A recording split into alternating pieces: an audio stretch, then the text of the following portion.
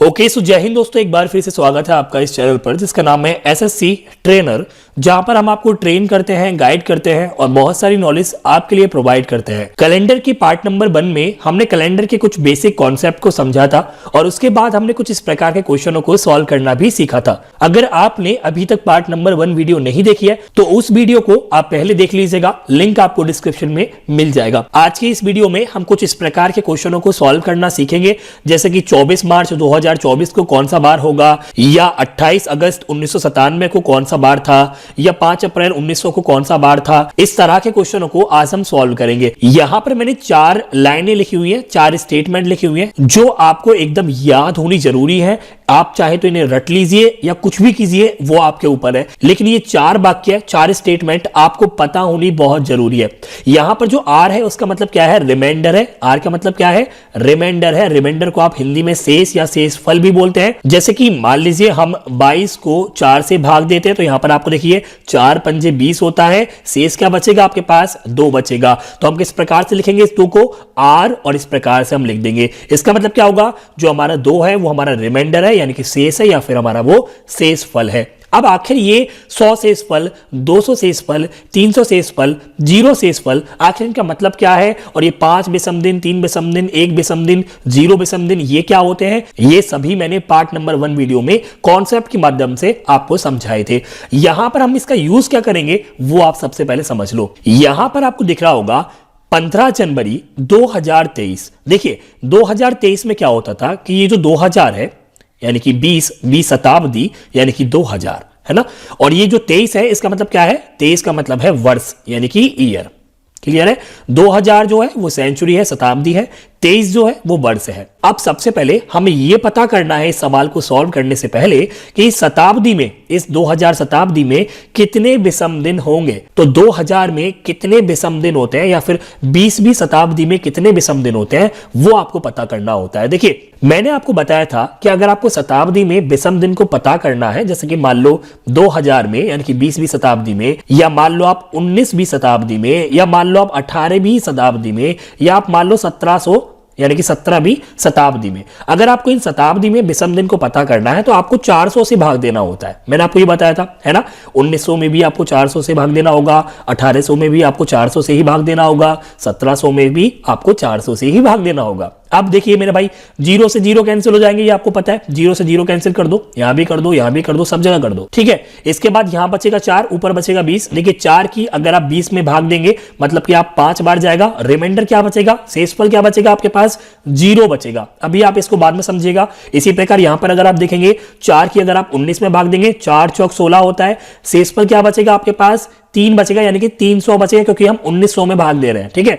तो आपके पास 300 बचेगा। इसी प्रकार से आप अगर 18 में भाग देंगे, 4 चौक 16 होता है, आपके पास 2 बचेगा, यानी कि आपके पास 200 बचेगा। शेषफल क्या बचेगा आपके पास, 200 बचेगा। इसी प्रकार से 4 चौक 16 होता है, शेषफल क्या बचेगा आपके पास, 100 बचेगा। तो आपके पास कुछ इस प्रकार से शेषफल निकल कर आएंगे, और ये 4 प्रकार के आपके पास शेषफल है। एक में 100 बचा है, एक में 200 बचा है, एक में 300 बचा है, और एक में कुछ भी नहीं बचा है। और यही चीज मैंने यहां पर आपके लिए लिखी हुई है कि अगर आपके पास शेषफल 100 आता है तो 5 विषम दिन होंगे। अब आखिर ये 5 विषम दिन कैसे निकल कर आए वो सभी मैंने डिटेल में आपको पार्ट नंबर 1 में बताया था, लेकिन अभी आप समझ लो कि अगर आपके पास शेषफल 100 आता है तो विषम दिन 5 होंगे, शेषफल 200 आता है तो विषम दिन 3 होंगे, शेषफल 300 आता है तो विषम दिन 1 होगा। अगर शेषफल कुछ भी नहीं आता, 0 आता है, तो विषम दिन भी आपके 0 ही होंगे। ये चीज आपको रट लेनी है। अब यहां पर अगर आप देखेंगे, अगर आपने 20वीं शताब्दी में विषम दिन निकालने चाहे तो आपके पास शेषफल क्या आया, 0 आया, तो 0 शेषफल में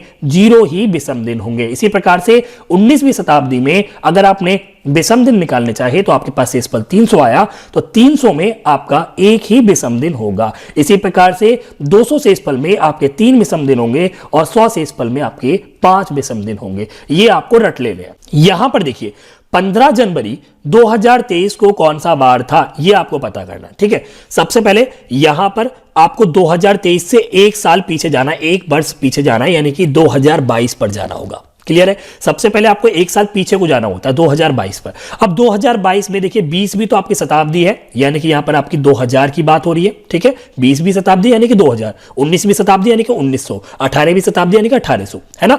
यहां पर आपका 22 की बात हो रही है, यानी कि 22 साल की बात हो रही है। अब आपको यह पता करना है कि 2000 में यानी कि 20वीं शताब्दी में कितने विषम दिन होते हैं। तो उसको पता करने के लिए आपको 400 से भाग देना होता है, और आपने क्या जाना कि आपका 2400 से पूरा कट जाता है और शेष पल आपके पास यानी कि रिमाइंडर आपके पास 0 बचता है। तो इसका मतलब क्या होता है कि 0 ही विषम दिन होंगे। तो इसका मतलब क्या है, 20वीं शताब्दी में यानी कि 2000 में कितने विषम दिन होंगे, 0 विषम दिन होंगे।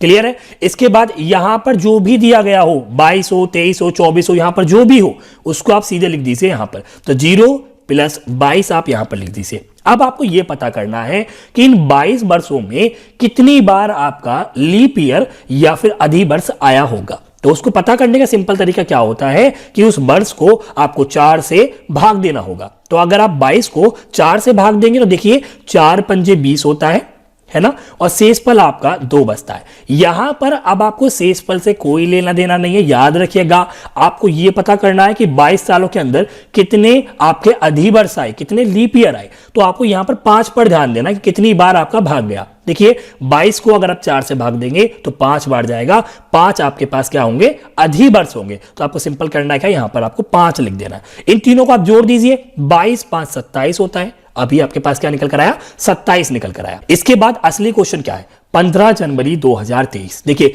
23 पूरा नहीं है, 2023 के सिर्फ जनवरी तक ही बात हो रही है, पूरा साल कंप्लीट नहीं हो रहा है। तो आपको सिर्फ और सिर्फ जनवरी तक जाना है। कहां तक जाना है, जनवरी तक जाना है। लेकिन जनवरी में भी पूरा कंप्लीट नहीं है, जनवरी भी सिर्फ 15 तारीख तक है। तो आपको सिर्फ और सिर्फ यहां पर 15 ही लिख देना है।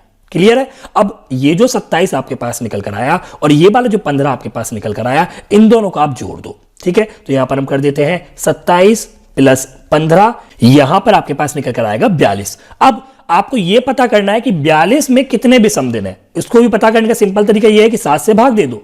ठीक है, विषम दिन के लिए आपको 7 से भाग देना होता है, तो 7 से भाग दे दो। 7 पंजे 5 7 6 42, तो 6 बार ये पूरा चला गया। ठीक है, रिमाइंडर में क्या बचा उस पर ध्यान देना है। जब भी आप 7 से भाग देते हैं तो हमेशा रिमाइंडर पर ध्यान देना होता है। तो रिमाइंडर क्या बचेगा आपके पास, 0 बचेगा, क्योंकि ये पूरा चला गया। अब 0 कौन सा दिन होता है हफ्ते में, 0 दिन होता है मेरे भाई संडे का। ठीक है, सो 15 जनवरी 2023 को कौन सा दिन है, संडे है, यानी कि रविवार है। अभी मैंने आपको कॉन्सेप्ट से समझाया है ना, तो आपको लगेगा कि यार बहुत सारा समय निकल गया। लेकिन अगर आपको ये सब चीजें पहले से ही पता है तो मैं क्यों बताऊंगा, समझ रहे हो ना। तब तो मैं बहुत जल्दी करूंगा ना।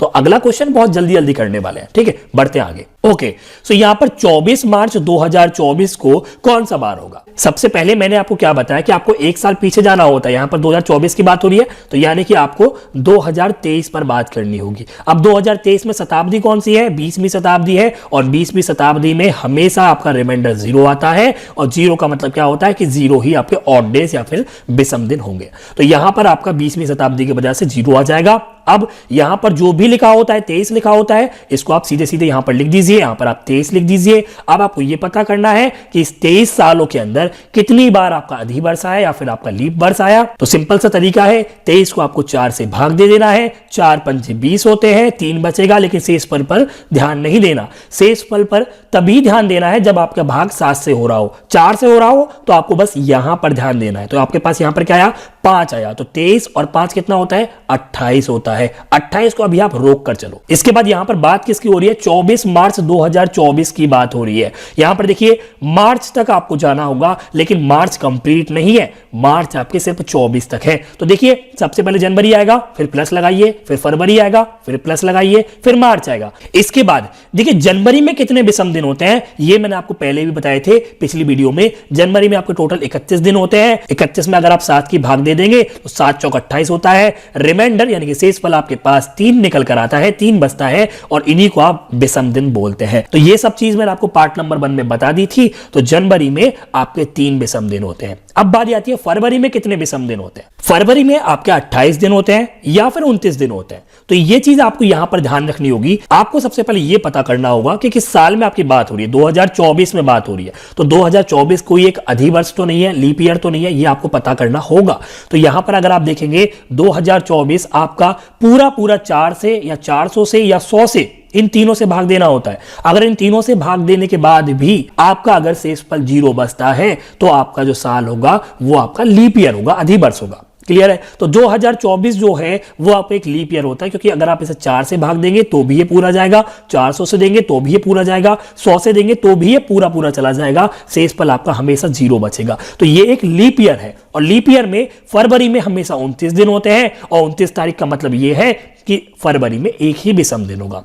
ठीक है? जिनको नहीं पता कि एक विषम दिन कैसे आया, तो वो मैंने आपको पार्ट नंबर 1 में बताया था। 29 या फिर जितने भी दिन होते हैं महीने में, उसको आपको 7 से भाग देना होता है। 7 चौक 28 होते हैं, शेषफल आपके पास 1 बचेगा, तो जो भी शेषफल होता है उसी को आप विषम दिन बोलते हैं। क्लियर है? तो जनवरी में 3 विषम दिन हुए, फरवरी में 1 विषम दिन हुआ, और मार्च में आपके 3 विषम दिन होते हैं, लेकिन यहां पर मार्च आपका कंप्लीट नहीं हो रहा, 24 तारीख तक की ही बात हो रही है। तो यहां पर आपको क्या लिख देना है? सिंपल 24 ही लिख देना है। क्लियर है? अब इनको आप जोड़ लीजिए, 24 और 4 28 हो जाएंगे आपके, तो यहां पर आपके पास 28 निकल कर आया। 28 इधर है, 28 इधर है, इन दोनों को जोड़ दीजिए, 56 आपके पास निकल कर आएगा। 7 से आपको भाग दे देना है, 7 8 56, पूरा पूरा चला गया, शेषफल आपके पास 0 बचकर आया। और ये जो 0 होता है वो दिन डिनोट करता है संडे को, रविवार को। तो 24 मार्च 2024 को आपका रविवार यानी कि दिन संडे होगा। यहां पर अगर आप ध्यान देंगे 14 जून 2000 की बात हो रही है, तो एक साल आपको कम करना है, यानी कि 1999 पर आपको बात करनी होगी। 1999 में 1900 जो है वो आपकी शताब्दी है। अगर आप 1900 शताब्दी में विषम दिन की बात करेंगे तो वो आपके पास निकल कर आएगा, क्योंकि रिमाइंडर आपके पास 300 बचेगा 400 से भाग देने के बाद, और 300 रिमाइंडर में आपका एक विषम दिन होता है। ये चीजें आपको याद हो जाएंगी, वो तो बस मैं आपके लिए लिख रहा हूं, नहीं तो मैं 1900 देखकर सीधा यहां पर 1 लिख देता। क्लियर है? सो एक आपका यहां पर आ गया। 99 आपको यहां पर लिख देना है, जो कि आपका यहां पर लिखा हुआ है, इसको आप सीधा लिख दीजिए क्या। ठीक है? तो 99 आपका यहां पर आ गया। अब आपको यह पता करना है कि 99 सालों के अंदर कितनी बार आपका अधिवर्ष आया होगा। सो 99 यहां पर है, अधिवर्ष के लिए 4 से भाग देना होता है, तो 4 दूनी 8 होते हैं, बचेगा क्या आपके पास 1 बचेगा, यहां पर आपका 19 आ जाएगा। 4 चौक 16 होते हैं, तो यहां पर आपका 3 बचेगा। तो 24 आपके 99 वर्षों के अंदर अधिवर्ष होते हैं, तो यहां पर आप लिख दीजिए 24। टोटल क्या हो जाएगा? 124। इसको अभी आप रोक कर चलिए। इसके बाद कहां पर बात हो रही है? 14 जून 2000 की बात हो रही है, तो जून तक आपको जाना है, तो इसलिए जनवरी, फरवरी, मार्च, अप्रैल, मई और जून। क्लियर है? यहां तक आपको जाना है। तो जून महीने में 3 विषम दिन होते हैं, फरवरी में 28 और 29 2 दिन होते हैं। तो उसको पता करने के लिए आपको यह देखना होगा कि कौन सी साल की बात हो रही है। यहां पर 2000 की बात हो रही है, तो देखिए 2000 है, 1800 है, 1900 है, ये सभी सेंचुरी ईयर भी है। ठीक है? लीप ईयर है या नहीं है वो बात की बात है, ये सभी सेंचुरी ईयर है, यानी कि शताब्दी वर्ष है। क्लियर है? सो 2000 जो है वो आपका 4 से, 400 से और 100 से, तीनों से भाग चला जाएगा, तीनों से ही शेषफल आपका 0 आएगा, इसीलिए वो आपका लीप ईयर होगा। तो फरवरी में आपका एक विषम दिन होगा, क्योंकि फरवरी में आपका 29 दिन होंगे। ठीक है? लीप ईयर का मतलब 29 दिन होंगे फरवरी में। 7 से अगर आप भाग देंगे, 7 चौक 28, शेषफल आपके पास 1 बचेगा, तो जो शेषफल होता है वही विषम दिन होता है, तो 1 आपका यहां पर आ जाएगा। इसी प्रकार से मार्च जो होगा उसमें 3 विषम दिन होंगे, अप्रैल में आपके 2 होते हैं, मई में आपके 3 होते हैं, जून में आपके 2 होते हैं, लेकिन जून आपका 14 तक बात हो रही है, जून आपका कंप्लीट नहीं हो रहा है, तो यहां पर आपको 14 लिख देना है। क्लियर है? अब आप इनको जोड़ लीजिए, 26 निकल कर आया। अब इन 26 को और इन 124 को आप जोड़ लीजिए, वो आपके पास 150 निकल कर आएगा। इन दोनों को अगर आप जोड़ेंगे, 124 को और 26 को, तो आपके पास 150 निकल कर आएगा। इस 150 को आपको 7 से भाग दे देना है, तो देखिए 7 दूनी क्या होता है? 14 होता है। आपके क्या बचेगा? 1 बचेगा, यहां पर क्या हो जाएगा? 10 हो जाएगा, तो 7 एकम 7 हो जाएगा। शेषफल क्या बचेगा आपके पास? 3 बचेगा। शेषफल अगर आपके पास 3 बचता है, तो इसका मतलब क्या है कि सप्ताह में तीसरा दिन कौन सा होता है? देखिए, सोमवार पहला होता है, मंगल दूसरा होता है, बुध आपका तीसरा होता है, यानी कि वेडनेसडे दिन होगा वो, जो कि 14 जून 2000 को पड़ेगा। इस वाले क्वेश्चन पर आप ध्यान दीजिए, यहां पर 1900 की बात हो रही है, एक साल आप कम करेंगे तो कहां पर पहुंच जाएंगे आप? 1899 पर पहुंच जाएंगे। याद रखिएगा, एक साल आपको कम करनी है, तो यानी कि 1800 शताब्दी है और 99 आपके वर्ष है। 1800 शताब्दी में अगर आप 400 से भाग देंगे तो आपके पास जो रिमाइंडर बचेगा, यानी कि जो शेषफल आएगा, वो आपके पास 200 आएगा। और 200 का मतलब क्या होता है? 3 आपके विषम दिन होंगे, तो यहां पर आप सीधे सीधे 3 लिख दीजिए। 99 आपको ऐसे ही लिख देना होता है, और 99 में कितने अधिवर्ष हैं वो आपको पता करना होता है, तो आपके पास यहां पर अधिवर्ष 24 आएंगे अगर आप 4 से भाग देंगे। इनको आप जोड़ दीजिए। ठीक है? 99 और 3 102, 102 और 24 आपके 126 हो गए, यहां पर लिख दीजिए। क्लियर है? अब आपको यहां पर ध्यान देना है, 5 अप्रैल 1900 की बात हो रही है। अप्रैल तक आपको जाना है तो जनवरी, फरवरी, मार्च और अप्रैल आपके पास जाएंगे। जनवरी में कितने विषम दिन होते हैं? 3 होते हैं। फरवरी में 0 भी विषम दिन होते हैं और 1 भी विषम दिन होता है। लेकिन क्या आपका वो अधिवर्ष है या नहीं है, तो यहां पर आपको देखना होता है। देखिए, अगर आप 4 से भाग देंगे 1900 में, चला जाएगा। 100 से देंगे, चला जाएगा। लेकिन 400 से पूरा नहीं जाएगा 1900। इसका मतलब क्या है कि ये एक अधिवर्ष नहीं है। अगर ये अधिवर्ष नहीं है तो फरवरी में 28 दिन होते हैं, और 28 दिन का मतलब क्या होता है कि 1 भी विषम दिन नहीं होंगे। मार्च में 3 विषम दिन होंगे। अप्रैल में 2 होते हैं, लेकिन यहां पर आपका अप्रैल कंप्लीट नहीं हो रहा, 5 तारीख तक ही वो जा रहा है। तो यहां पर आपको सीधे सीधे 5 को लिख देना होगा। ठीक है, 5 और ये हो गया आपके 6, टोटल आपके पास क्या है? 11। इन 11 को इन 126 से आप जोड़ दीजिए। अब इस 137 को आपको 7 से भाग दे देना है। तो यहां पर अगर आप देखेंगे 7 एकम 7 होता है, बचेगा क्या आपके पास? 6 बचेगा, यानी कि आपके पास 67 हो जाएगा। और 7 में होता है आपका 63। 63 और 67 कितने का अंतर है? 4 का अंतर है, यानी कि चौथे दिन की बात हो रही है। और चौथा दिन हमेशा थर्सडे होता है, यानी कि बृहस्पतिवार होता है। सो 5 अप्रैल 1900 को आपका बृहस्पतिवार होगा, है ना? एकदम आसान। अब आपको लास्ट में यह बताना है कमेंट में कि 15 अगस्त 1856 को कौन सा दिन था। क्लियर है? ये आप कमेंट जरूर कीजिएगा, या फिर आप हमें इंस्टाग्राम पर भी टैग कर दीजिएगा। एसएससी ट्रेनर चैनल का नाम होगा इंस्टाग्राम पर। ओके, सो आज की इस वीडियो में सिर्फ इतना ही। आई होप आपको वीडियो समझ में आई होगी, पसंद आई होगी। पसंद आए तो प्लीज लाइक करके चैनल को सब्सक्राइब कर देना, और घंटे पे क्लिक करके ऑल पर क्लिक करना बहुत जरूरी है अगर आप सब्सक्राइब करते हैं तो, क्योंकि तभी आपको टाइम पर अगली वीडियो मिलेगी, और सब कुछ फ्री है, तो प्लीज कर दीजिएगा। मिलते हैं अगली वीडियो में। वीडियो देखने के लिए शुक्रिया, धन्यवाद, जय हिंद।